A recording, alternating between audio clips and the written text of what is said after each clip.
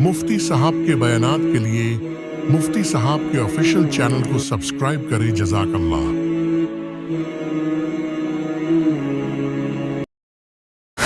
अल्हम्दुलिल्लाहि व कफ़ा व सलामुन अला इबादिहि अल्लज़ीना इस्तफ़ा, अम्मा बाद। अल्लाहुम्मा सल्लि अला सय्यिदिना मुहम्मद व अला आलि सय्यिदिना मुहम्मद व बारिक वसल्लम। अल्हम्दुलिल्लाह, हर हफ्ते की तरह इस मरतबा भी हम यहाँ जमा हैं और सवालात के पर्चे भी आ चुके हैं। और इस मरतबा माशाअल्लाह नए नए लोगों ने सवालात डाले हैं, तो इस सिलसिले को जारी रखें। ये सिलसिला इसलिए कायम किया गया है ताकि हम अपने मसाइल का हल मालूम कर सकें, शरीय हुक्म मालूम कर सकें। बिना किसी ताख़ीर के हम सवालात की तरफ चलते हैं। सबसे पहला सवाल है, अस्सलाम वालेकुम मुफ्ती साहब, अगर कोई शख्स तीसरी रकात के बाद ही कायदे आखिरा में चौथी रकात समझ कर बैठ जाए और तज़ब्ज़ुब में हो कि तीसरी है या चौथी, और इसी गुमान में अगर सलाम फेर कर नमाज मुकम्मल कर ले और ये समझे कि चौथी रकात ही थी, तो क्या हुक्म है? क्या नमाज अदा होगी या नहीं, या लौटाना पड़ेगा? देखिए, सवाल में जैसा कि लिखा गया है कि असल में वो तीसरी रकात थी और वो उसको चौथी रकात समझ रहा है, तो अगर हकीकत में वो तीसरी रकात है तब तो हुक्म ये है कि अगर उसने सलाम फेर दिया है और उसको याद आ गया है तो दोहरा लेगा। दोहराना कह रहा हूँ, वो सलाम फेरेगा, सलाम फेर कर सज्जा सहो करेगा दोबारा और अपनी नमाज एक रकात और मुकम्मल कर फिर कंप्लीट कर लेगा। यानी तीसरी रकात में वो था, उसने सलाम फेर दिया, अब बैठा हुआ है, उसको याद आ गया कि वो तीसरी रकात चौथी नहीं है, तो अब वो एक रकात और मिला लेगा और मिलाने के बाद सज्जा सहो करेगा और नमाज मुकम्मल कर लेगा, उसकी नमाज हो गई। ठीक है।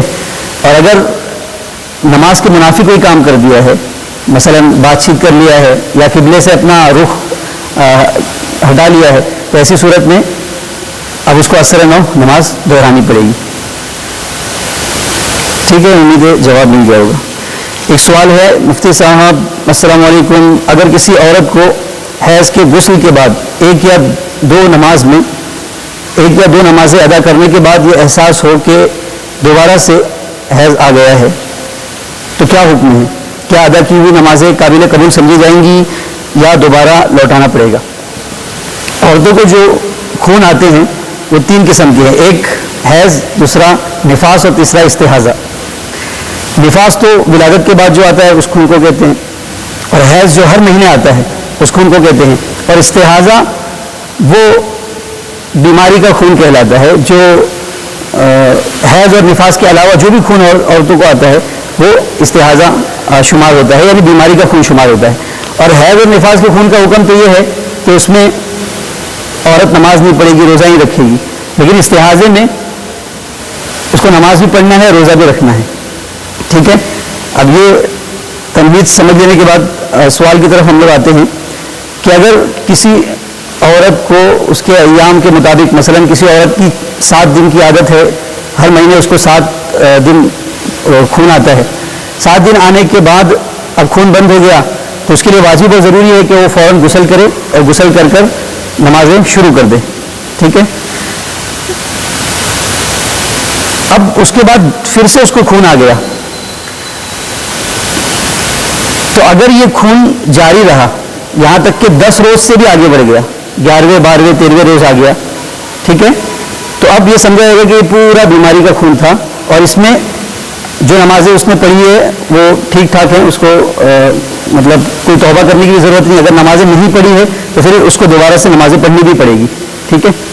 और अगर खून 10 दिन से पहले रुक गया, जैसे मिसाल के तौर पर 6 दिन की आदत थी या 7 दिन की, आया फिर रुक गया, फिर उसने गुस्ल कर नमाज पढ़ना शुरू की, फिर 8वें दिन फिर खून आ गया और 8वें और 9वें रोज़ आया, 10वें रोज़ में फिर बंद हो गया, उसके बाद नहीं आया, तो अब ये समझा जाएगा कि इसकी आदत चेंज हो गई है। पहले 7 रोज़ थी, अब 9 रोज़ हो गई है, तो अब ये 9 रोज़ तक की नमाजें उसको नहीं पढ़ना था, उसके बाद उसको दोबारा से गुस्ल कर लेकिन अगर कंटिन्यू आया तो फिर ये समझा जाएगा कि साथ ही रोज़ पर ये पाक हो गई थी, उसके बाद जो खून था वो इस्तिहाज़े का था। تو استحاضے کا خون حیض کی جو اقل مدت ہے 3 روز، یعنی کم سے کم مدت 3 دن ہے اس کی، 3 دن سے کم جو خون ہوگا یا 10 دن سے زیادہ جو ہوگا یہ بیماری کا خون شمار ہوگا. اسی طریقے سے اگر عادت والی عورت ہے جس کو ایک پرٹیکولر عادت ہے تو عادت کے اوپر اگر وہ خون آ رہا ہے تو وہ عادت کے ایام بھی استحاضے کے بیماری کے خون میں شمار ہوں گے. اور اسی طرح نفاس کی زیادہ سے زیادہ مدت 40 روز ہے، یعنی بچے کی ولادت کے بعد عورت کو زیادہ سے زیادہ جو خون آئے گا وہ 40 روز تک. اس کے بعد اگر کوئی خون کنٹینیو آ رہا ہے تو وہ بھی استحاضہ شمار ہوگا. تو میرے خیال سے مسئلے کا حل آپ کو مل گیا ہوگا. ایک مسئلہ ہے، السلام علیکم مفتی صاحب، کیا کسی 7 سال کے بچے کو نماز نہ پڑھنے پر مارنا اور سختی کرنا صحیح ہے، چاہے لڑکا ہو یا لڑکی؟ اور 9 سال کی عمر ہونے پر مار کر نماز پڑھوانا کیسا ہے، پڑھوانا چاہیے؟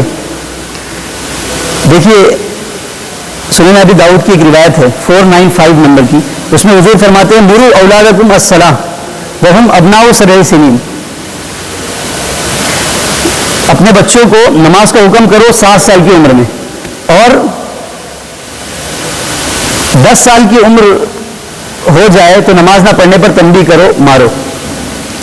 ٹھیک ہے، تو اس کے مطابق 7 سال کے بچوں پر خواہ مخواہ سختی کرنا نماز کے لیے بہت زیادہ یہ مناسب نہیں ہے. ٹھیک ہے، ترغیب دینا چاہیے، شروع ہی سے ایسا ماحول بنانا چاہیے کہ بچہ نماز کا شوقین ہو، وہ نماز کا عادی بن جائے، مارنے کی ضرورت ہی نہ پڑے اس کو.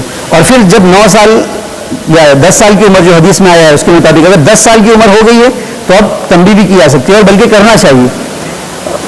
حدیث میں اس کی ترغیب بھی آئی ہے کہ آدمی کو اپنے گھر والوں کے لیے کوڑا بنا کر رکھنا چاہیے، غیر شرعی امور کا اگر ارتکاب ہوتا وہ ان سے دیکھے تو اس پر ان کو تنبیہ بھی کرنا چاہیے. بہت زیادہ نرمی بھی ہر جگہ نہیں چلتی، کہیں کہیں کچھ معاملات میں سختی بھی کرنی پڑتی ہے، لیکن اس میں بھی حدود سے تجاوز نہ کرے.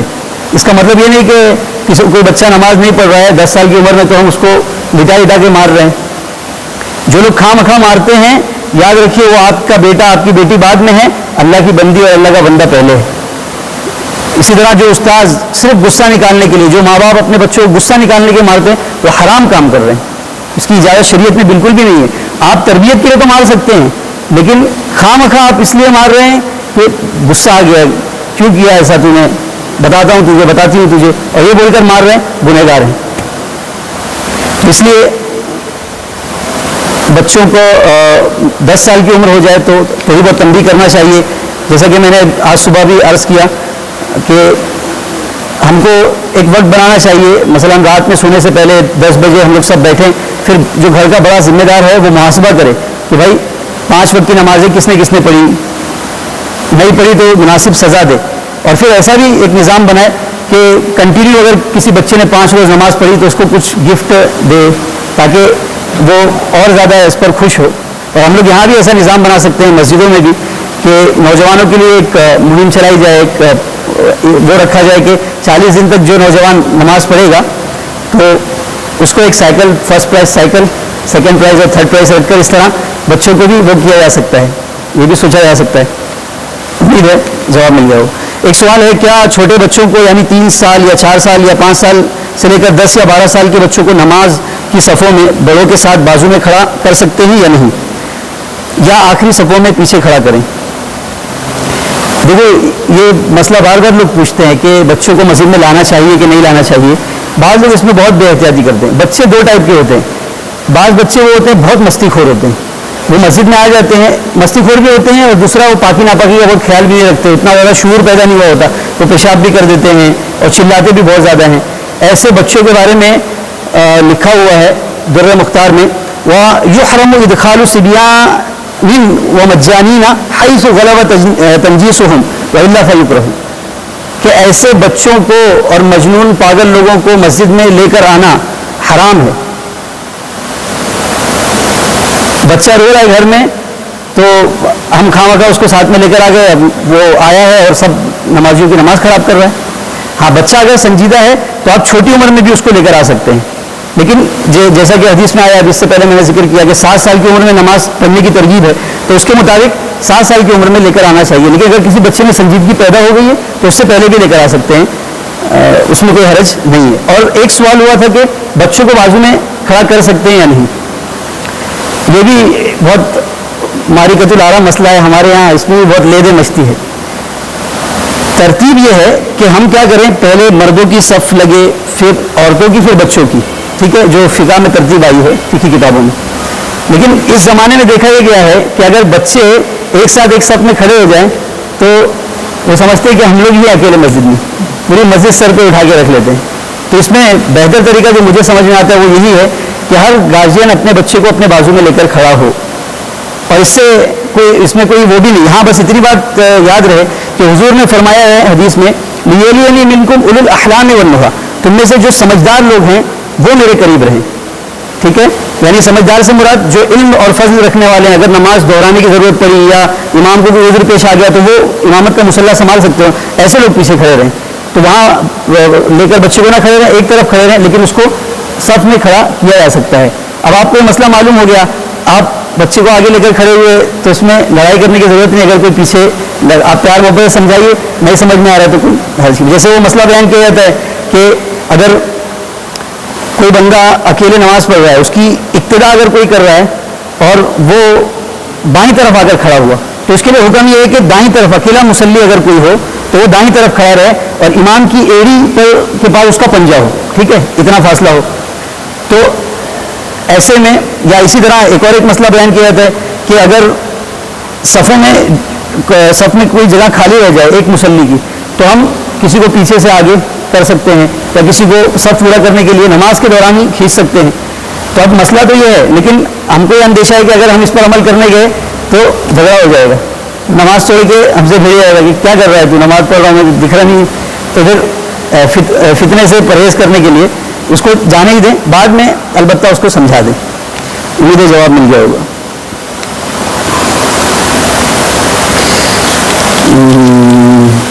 ایک سوال ہے، السلام علیکم مفتی صاحب، عشر نکالنے کی کیا تفصیل ہے کھیتی میں، اس سے آگاہ فرمائیے.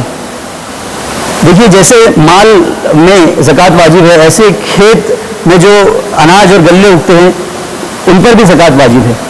اللہ تعالیٰ فرماتے ہیں قرآن کریم میں سورہ انعام سورہ نمبر 6 آیت نمبر 141 میں، وَآتُوا حَقَّهُ يَوْمَ حَصَادِهِ، کہ جس دن تم کھیت کو کٹ کرو اس دن اللہ تعالیٰ اس دن اس کا حق ادا کرو.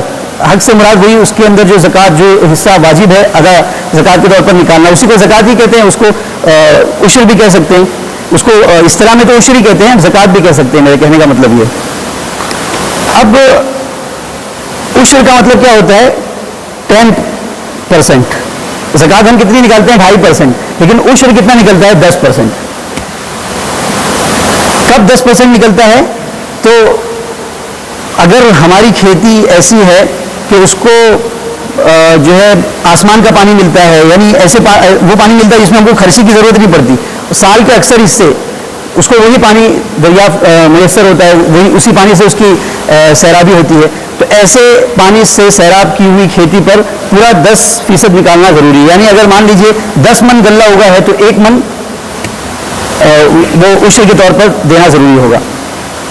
اور اگر ہم خرچ کرتے ہیں ٹیوب ویل وغیرہ سے یا کسی اور ذریعے سے وہ پانی ہم اپنے کھیت میں لاتے ہیں، اس سے کھیت کو سینچتے ہیں، تو اس میں نصف العشر واجب ہوتا ہے، یعنی آدھا عشر. ٹھیک ہے. اور عشر کے اندر سال گزرنا کوئی ضروری نہیں ہے. عشر جو ہے فصل پر واجب ہوتا ہے. فصل اگر 6 مہینے میں اگ گئی تو 6 مہینے میں، اگر سال بھر میں ایک بار ہوگی تو سال بھر میں، 2 سال میں ایک بار ہوگی تو 2 سال میں ایک ہی بار اس پر زکوٰۃ واجب ہوگی. لیکن یہ سب کب؟ جبکہ زمین عشری ہو. زمین 2 ٹائپ کی ہوتی ہے، کچھ زمینیں خراجی ہوتی ہیں اور کچھ زمینیں عشری ہوتی ہیں. ٹھیک ہے. اب اس کی میں ڈیٹیل میں نہیں جاؤں گا بہت زیادہ، لیکن آسانی کے لیے آپ سمجھیے، ایسی زمینیں جو پہلے ہی سے مسلمانوں کے قبضے میں چلی آئی ہیں، جیسے مثال کے طور پر ہم میں سے بہت سارے لوگوں کے پاس زمین ہوگی. اگر آپ کو پتا ہے کہ یہ ہمارے باپ دادا کے زمانے سے ہماری زمین ہے اور ہمارے باپ دادا سب مسلمان تھے اور انہوں نے کسی سے چھینا نہیں تھا یا وہ کسی کافر کی زمین نہیں تھی، مسلمانوں کی تھی، مغلیہ حکومت جب سے یہاں تھی اس زمانے سے ہی ہمارے باپ دادا اس کھیتی کے اس زمین کے مالک تھے، تو یہ عشری زمین ہے. ٹھیک ہے. اس کے اندر وہ سارے احکام ہوں گے. اس کے علاوہ اگر کسی کافر کی زمین ہے یا اور کوئی دوسرے اعتبار سے زمین ہے، حکومت کی طرف سے دی ہوئی زمین ہے وغیرہ وغیرہ، یا حکومت اس میں سے جو ہے ٹیکس وصول کرتی ہے، تو ان تمام صورتوں میں وہ زمین عشری قرار نہیں دی جائے گی, اس میں سے عشر نہیں نکالا جائے گا. اب ہماری ہندوستان کی زمین جو ہے اس کے بارے میں مفتیان کرام کیا فرماتے ہیں کہ ہندوستان کی اکثر زمینیں وہ عشری ہیں نہ خراجی ہیں, کچھ بھی نہیں ہے, تو اس میں سے عشر نکالنا واجب نہیں ہے. لیکن میں نے جیسے کہ بتایا, اگر آپ کو یہ علم ہے کہ باپ دادوں کے زمانے سے ہماری زمین ہے, مسلمانوں کی ہے, تو پھر ایسی صورت میں آپ کیا کریے, 10واں حصہ اس کا 10% نکال دیجیے, یہ مستحب ہے, ٹھیک ہے. لیکن اگر اس کے بارے میں اگر شک بھی ہے تو بھی یہ کر دیجیے, یہ مستحب کام ہو جائے گا. اور اگر ایسا نہیں ہے, آپ کو معلوم ہے کہ یہ ہمارے باپ دادوں کے زمانے سے مسلمانوں کے قرضے میں رہی ہے, ایسی بات نہیں ہے, تو ایسی صورت میں پھر اس کا حکم جو ہے جیسے مال کی زکوٰۃ کا حکم ہے ویسے اس کا بھی حکم ہے. مال پر کتنے 2.5% زکوٰۃ نکلتی ہے, تو آپ کیا کریں گے, جب وہ آپ کھیتی اپنے کر لی اور وہ جو بھی مال تھا وہ آپ نے مارکیٹ میں بیچ دیا, اس کے بعد جو اس پر جو نفع حاصل ہوگا اس نفع کو آپ اپنی دوسری رکن کے ساتھ, دوسرے جو زکوٰۃ کے مال ہے اس کے ساتھ ملائیں گے, اور پھر ان کی جو مجموعی قیمت ہوگی اس قیمت پر آپ زکوٰۃ نکال دیں گے, ٹھیک ہے. تو امید ہے اس مسئلے کا جواب آپ کو مل گیا ہوگا. جی جی کیا ہے, ہاں ہاں ہاں ہاں, تو میں نے بتایا نا کہ اگر ہم کو پتہ ہے تحقیق سے کہ وہ مسلمانوں ہی کی تھی پہلے سے وہ زمین, اکثر زمینوں کے بارے میں تو مفتیان کرام یہ کہتے ہیں, بلکہ مطلق اگر جب ایسا سوال کیا جاتا ہے کہ ہندوستان کی زمینیں عشری یا خراجی, تو مفتیان کرام کیا فتویٰ لکھتے ہیں کہ ہندوستان کی زمین نہ عشری ہے نہ خراجی, اس میں جیسے زکوٰۃ میں ہم لوگ 2.5% ادا کرتے ہیں, ویسے ہی وہ جب آپ کی کھیتی ہو جائے تو اس کو آپ جو ہے بیچ کر اس کا جو پروفٹ ہے اس کو اپنی ماں بقیہ جو ہے جو آپ کے پاس چیزیں ہیں اس کے ساتھ ملا کر پھر زکوٰۃ ادا کر دیجیے. یہ جواب دیا تھا. میں نے آپ کو ایک ایجوکیٹ کرنے کے لیے پوری بات بتائی, تھوڑا بہت اس کا جو کچھ حصہ بتایا وہ اس لیے بتایا, ٹھیک ہے. تو مسئلہ تو آپ یہی یاد رکھیے, لیکن احتیاط کے طور پر میں نے یہ بھی بتا دیا آپ کو کہ اگر آپ کو یہ یقین ہے کہ باپ دادوں کے زمانے سے مسلمانوں کی ہے تو پھر بہتر یہ ہے کہ آپ 10واں حصہ نکالیے, عشر نکالیے, اور پھر عشر میں کھیتی بھی نکال سکتے ہیں, یعنی جو اناج اگائے وہ بھی, اور اس کے علاوہ کچھ اور پیسے ویسے نکالنا ہے آپ کو, اس کی بھی اجازت ہے, ٹھیک ہے. چلیے یہ دیکھیے ایک سوال ہے, پہلے بھی آیا تھا لیکن اس کو ہم لوگ واپس سے کر لیتے ہیں. السلام علیکم مفتی صاحب, is credit card valid in Islam? Credit card کا استعمال جائز ہے یا نہیں؟ دیکھیے پہلی بات تو میں یہ کہنا چاہوں گا کہ جب تک ڈیبٹ کارڈ سے مسئلہ حل ہو سکتا ہو تو کریڈٹ کارڈ کی طرف نہیں جانا چاہیے. بسا اوقات بہت مجبوری ہو جاتی ہے, جو انٹرنیشنل لیول پر جو لوگ سفر کرتے رہتے ہیں وہاں بعض مواقع پر بہت ضروری ہو جاتا ہے. اس کے علاوہ تجارت وغیرہ جو لوگ کرتے ہیں تھوڑے سے فائدے کے لیے آپ کریڈٹ کارڈ کی طرف مت جائیے, ڈیبٹ کارڈ کو یوز کیجیے. کیونکہ سائیکولوجی کیا ہے انسان کی, جو چیز انسان کو مفت میں ملتی ہے, قرض کے طور پر بھی مل رہی ہے, اس کے باوجود آدمی اس کو سمجھتا ہے کہ یہ مفت کا مال ہے. قرض کو آدمی مفت کا مال سمجھ کے خوب خرچ کرتا ہے. اب کریڈٹ کارڈ میں ہوتا کیا ہے, آدمی کو مثلا 1 لاکھ کی یا 3 لاکھ کی یا 5 لاکھ کی لمٹ ہے, تو آدمی یہ سمجھتا ہے کہ یہ فری میں خرچہ کرتے رہو, اور یاہم خرچہ کرتا ہے. پھر کرنے کے بعد کیا ہوتا ہے, 3 لاکھ روپے اس کے پاس ہو گیا ہے بیلنس, اب اس کو وہ ادا کرنا ہے, ادا کرنے کا وقت آیا تو اس کے پاس صرف 1 لاکھ روپے ہے, تو کیا کرو, بولے چلو HDFC کا تھا نا, اب اپنے اسٹیٹ بینک کا ایک کریڈٹ کارڈ ایشو کروا لیتے ہیں. پھر اسٹیٹ بینک سے وہ الگ ہوا, پھر اس کے بعد بینک آف بروڈا, اس طرح 4-5 کریڈٹ کارڈ ہو جاتے ہیں. اور یہی وہ سودی نظام ہے جس میں پھنس کر پھر آدمی نہ دنیا کا رہتا ہے نہ دین کا. وہ ہنستا کھیلتا نظر تو آتا ہے, چہرے تو مسکراہٹ, لیکن اس کی پوری زندگی جو ہے وہ برباد ہونے لگتی ہے. اب وہ قرض کے بوجھ میں ڈوبتا چلا جاتا ہے. اس لیے بہتر یہ ہے کہ آپ کریڈٹ کارڈ کی طرف جائیں ہی نہیں. اور اس میں پرابلم کیا ہے آپ کو پتہ ہے, آپ جب کریڈٹ کارڈ لے رہے ہوتے ہیں نا تو وہاں پر ایک ٹرمس اور کنڈیشنز جو ہوتی ہے اس میں یہ ہوتا ہے کہ اگر آپ نے وقت مقررہ پر اپنی رقم جمع نہیں کی تو آپ کو سود کے طور پر اتنی رقم دینی پڑے گی, کیا آپ اس کے لیے ایگری ہیں؟ تو آپ بولتے ہیں ہاں میں ایگری ہوں. اور حدیث میں آتا ہے, ابن مسعود رضی اللہ عنہ کی روایت ہے, ابن ماجہ کی 2277 نمبر کی, اس میں حضرت ابن مسعود فرماتے ہیں کہ حضور نے فرمایا کہ اللہ تعالیٰ نے لعنت فرمائی ہے سود کھانے والے پر, سود کھلانے والے پر, سود لکھنے والے پر, سود کا معاملہ اور سود پر گواہ بننے والے سارے لوگوں پر اللہ تعالیٰ نے لعنت فرمائی. تو اس میں ہم داخل ہو گئے نا, اگر سے ہم جو ہے لے رہے نہیں ہیں لیکن اس کے اوپر سائن تو کر رہے ہیں ایگریمنٹ, تو اس میں داخل تو ہو رہے ہیں. قرآن کریم میں بھی اس کی وعید آئی ہے. اللہ تعالیٰ فرماتے ہیں سورہ آل عمران سورہ نمبر 3 آیت نمبر 130 میں یا ایھا الذین آمنوا لا تأکلوا الربا اضعافا مضاعفا، اے ایمان والو سود مت کھاؤ ڈبل ڈبل. اسی طرح اللہ تعالیٰ فرماتے ہیں سورہ بقرہ سورہ نمبر 2 آیت نمبر 278 اور 279 میں، یا ایھا الذین آمنوا اتقوا اللہ وذروا ما بقی من الربا ان کنتم مؤمنین، اے ایمان والو سود کا جو معاملہ باقی رہ گیا ہے وہ بھی چھوڑ دو، اب ختم کر دو سارے سود کے معاملات. اور اگر تم ایسا نہیں کرو گے، اگر اس سے باز نہیں آؤ گے، تو پھر اللہ اس کے رسول کی طرف سے اعلان جنگ کو قبول کرو، اس کا اعلان سن لو. کتنی بڑی بات ہے. اور آپ کو پتہ ہے کہ یہ دنیا جس مرحلے میں داخل ہو چکی ہے، یہ فتنہ دجال کے بالکل عروج کے دور میں داخل ہو چکی ہے. فتنہ دجال اپنے بالکل عروج پر ہے، اور ہر بندہ کوئی 20% کوئی 30% اس میں ڈوبا ہوا ہے. جیسا کہ ہم نے تفسیر کی مجالس میں اس کو ملاحظہ کیا کہ کیسے کیسے فتنے اور کیسے کیسے لوگ اس کا شکار ہوتے چلے جا رہے ہیں. بہت دیندار قسم کے لوگ بھی اس کا شکار ہو رہے ہیں. تو ایک ان کا حربہ یہ بھی ہے کہ پوری دنیا کو سود میں جکڑ دیا جائے بالکل. اور حدیث میں آتا ہے، آپ تعجب کریں گے، حضور نے فرمایا، ایک روایت ہے ابن ماجہ ہی کی 2278 نمبر کی، اس میں حضرت ابو ہریرہ نے فرماتے کہ حضور نے فرمایا ایک زمانہ آئے گا کہ سود سے کوئی انسان نہیں بچے گا، اور اگر کوئی بچے گا بھی تو وہ سود کے گرد و غبار سے تو نہیں بچ سکتا، سود کا گرد و غبار تو اس کو لگی جائے گا. اللہ اکبر.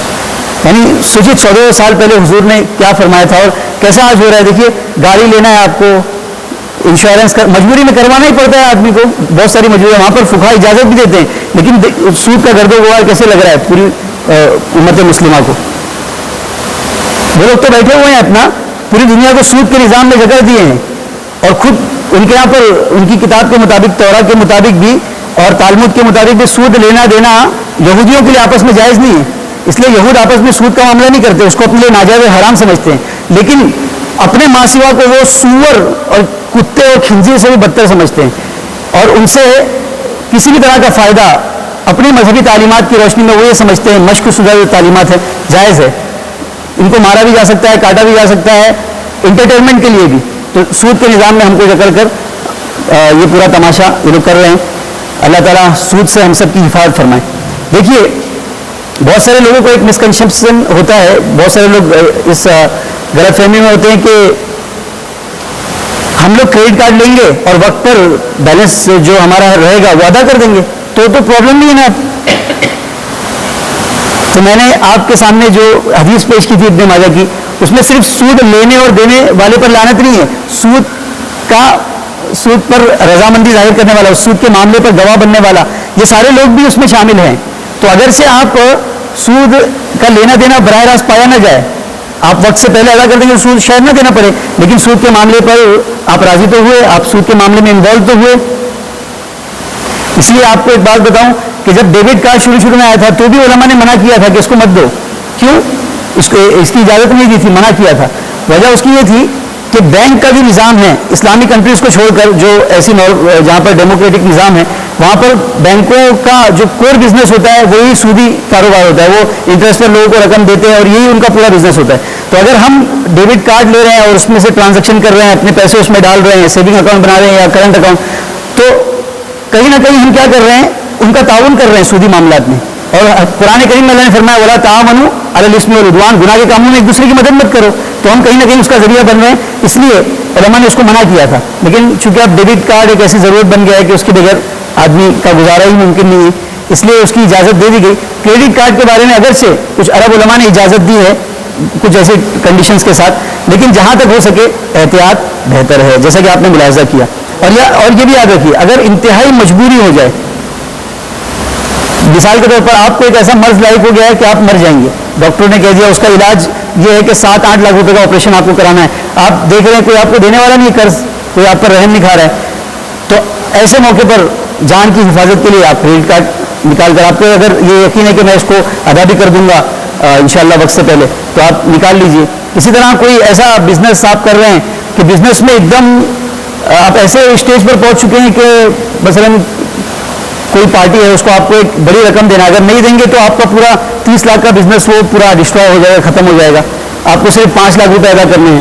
تو تو ایسے موقع پر بھی بعض فقہاء نے اجازت دی ہے کہ ٹھیک ہے آپ کا بزنس بہت زیادہ خطرے میں تو بالکل آخری درجے میں اس کی اجازت ہو سکتی ہے، لیکن خواہ مخواہ اس کو ایشو نہیں کرنا چاہیے، استعمال نہیں کرنا چاہیے. تھوڑے موڑے مطلب بونس کو حاصل کرنے کے لیے اور تھوڑا کیش بیک مل جائے اس کے لیے، امیزون پہ خریداری کرنے کے لیے، فلپ کارٹ پر یعنی تو وہ 5 روپے زیادہ دے دو، وہ لوگ بزنس کر رہے ہیں ان کو بھی فائدہ ہو. کچھ بول رہا ہے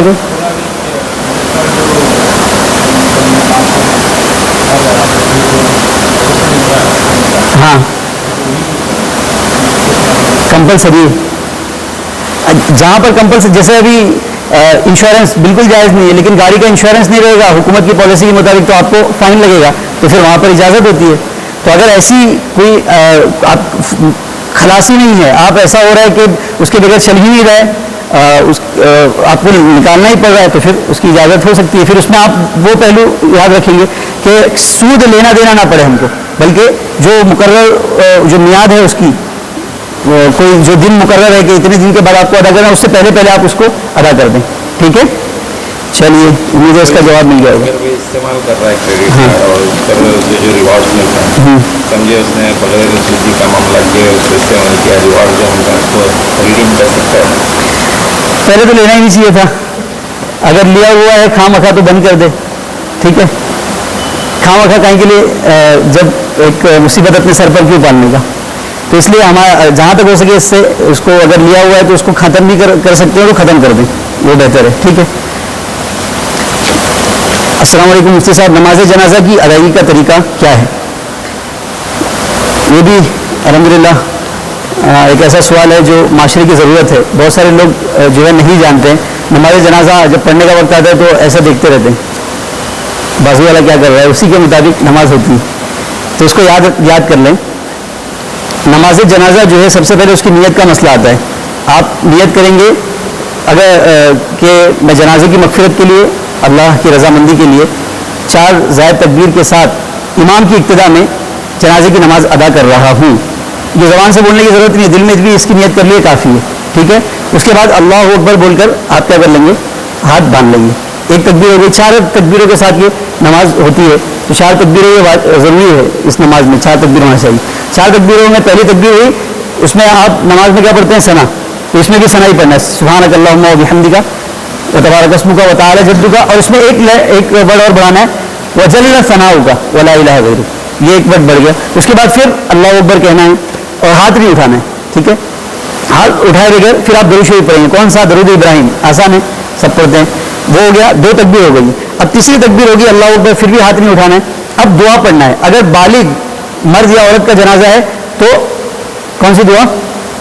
اللہم اغفر لحینا و میتنا و شاہدنا و غائبنا و صغیرنا و کبیرنا و ذکرنا و انثانا اللہم من احییتہ منا فاحیہ علی الاسلام ومن توفیتہ منا فتوفہ علی الایمان.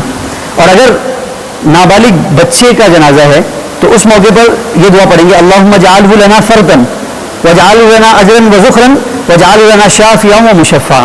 اور اگر لڑکی ہے نابالغ تو اس کے لیے جہاں پر بھی الف آیا ہے، یعنی اللہم اجعلہ لنا فردا، یہ تو ہے وجعلہ لنا، اللہم اجعلہ لنا ہے تو ہو کی جگہ ہا کر دیں گے.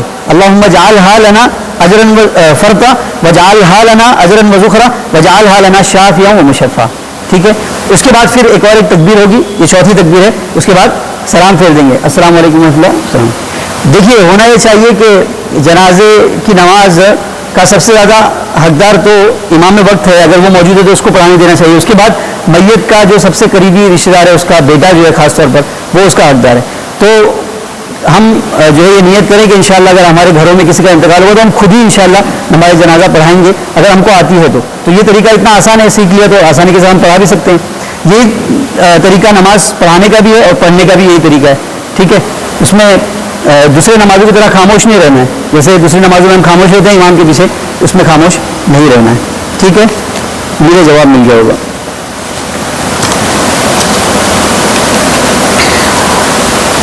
دو سوال اور ہیں. السلام علیکم مفتی صاحب، ایک شخص اگر 4 رکعت والی نماز میں بھول کر اگر 4تھی رکعت کے بعد بجائے سلام پھیرنے کے تشہد کے بعد ہی اٹھ کر کھڑا ہو گیا ہو تو کیا حکم ہے؟ یعنی نماز دوبارہ لوٹائی جائے گی یا سہو سے ادا ہو جائے گی؟ دیکھیے اگر کسی نے چوتھی رکعت کا قاعدہ کر لیا پھر پانچویں رکعت کے لیے اٹھ گیا یہ سوچ کر کہ یہ چوتھی رکعت ہے یا تیسری رکعت ہے جو بھی سوچ کر, تو جب تک وہ پانچویں رکعت کو سجدے کے ساتھ مقید نہیں کر دیتا, سجدہ نہیں کر لیتا, اس سے پہلے تک یہ حکم ہے کہ وہ لوٹ آئے.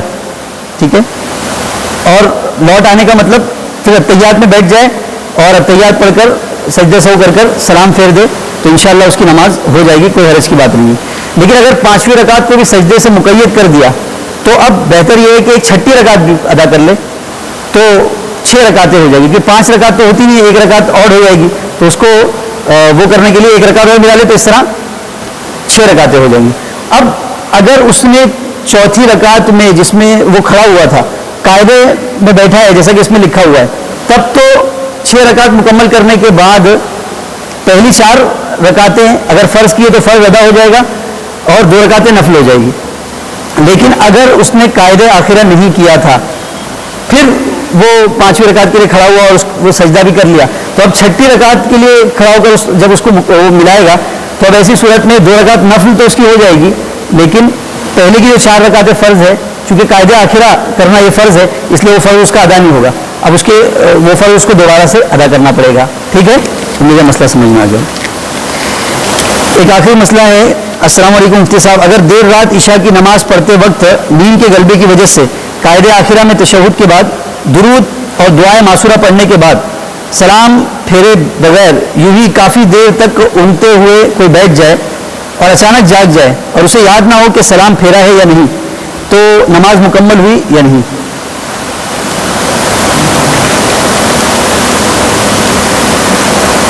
تو پہلے سو لے پھر اس کے بعد نماز پڑھے. ٹھیک ہے, لیکن اگر ایسا مسئلہ پیش آ ہی گیا ہے تو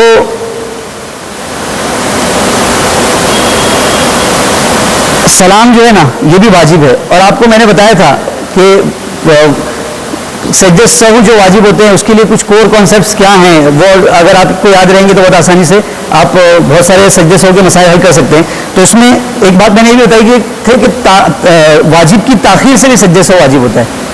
جیسے مثال کے طور پر سلام یہ واجب ہے, اب سلام کا محل کیا ہے کہ ہم اتحیات پڑھیں, درود شریف پڑھیں, دعا معصورہ پڑھیں اور سلام پھیریں, لیکن جب اس میں تاخیر ہو گئی, ہم خاموش بیٹھے رہے, کچھ نہیں پڑھے یا کچھ بھی ہوا, اس کی وجہ سے لیٹ ہوا, اب تو اس کی وجہ سے کیا ہو گیا, اس کے اوپر سجدہ سہو واجب ہو گیا. اب وہ اس کو جیسے ہی یاد آئے گا تو اس کے لیے یہ حکم ہے کہ وہ فوراً سجدہ سہو کرے اور اس کے بعد دوبارہ اتحیات پڑھ کر درود پڑھ کر سلام پھیر دے تو اس کی نماز مکمل ہو جائے گی. ٹھیک ہے, سمجھ میں آ گیا؟